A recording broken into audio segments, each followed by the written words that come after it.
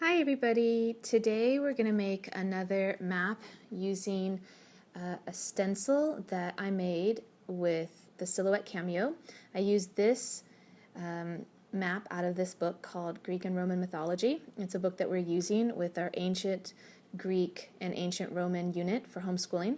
So we already cut out the map stencil on watercolor paper, and this is the stencil, and we already used it once, and I have a video that shows how we used it already, and we're going to use it again. Oh, here is the watercolor paper. It's Fabriano, and it's 90-pound watercolor paper, and I really love it. I use it for all of the silhouette cuts. It holds up really well, and it doesn't tear, and it says it's 90-pound, but it really feels like it's 110-pound or even heavier. And it cuts really well, so like it's not too thick to make cuts.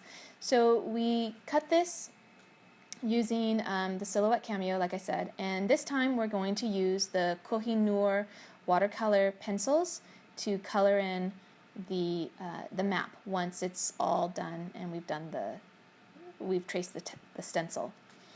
So I'm just showing you one of the color pencils. We're really enjoying them, and you can just use them without any water, but if you want to, once you're done coloring it in, you can use water to kind of blend the colors. And that color pencil there is not watercolor pencil, and then of course a regular pencil, and we found that using the watercolor pencil, or rather using the black pencil to trace the stencil, was actually a little difficult.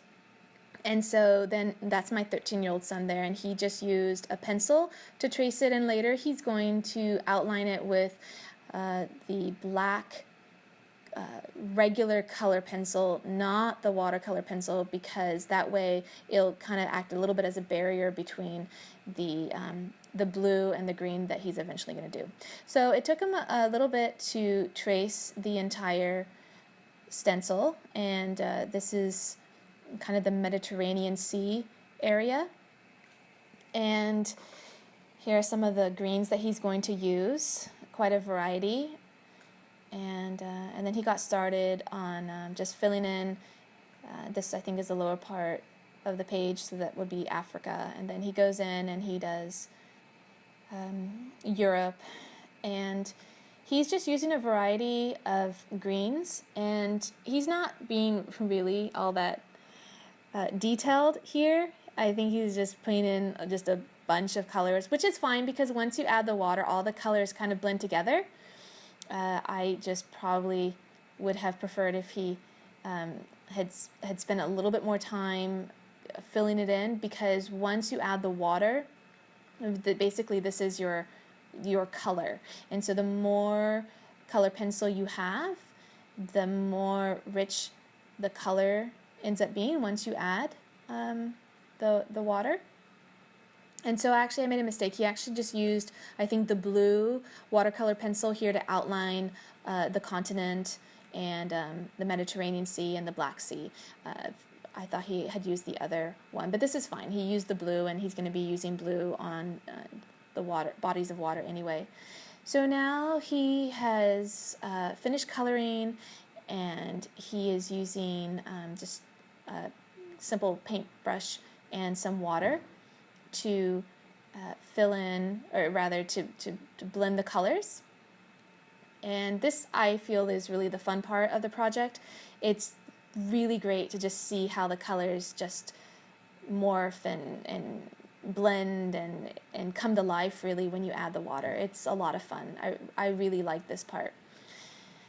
So he's done with all the green, and now he's moving into doing the blue. And I set him to work on his own. When my 8-year-old did this project, I sat with him the whole time, or rather we stood the whole time, and we did this project together, and I really kind of helped him through each step of the process.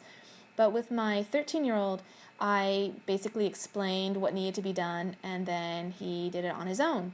And this is the finished project with all of the labels in, and yes, he did misspell some words. But he did correct them after the project was done, so all's well that ends well. Anyway, thank you for watching.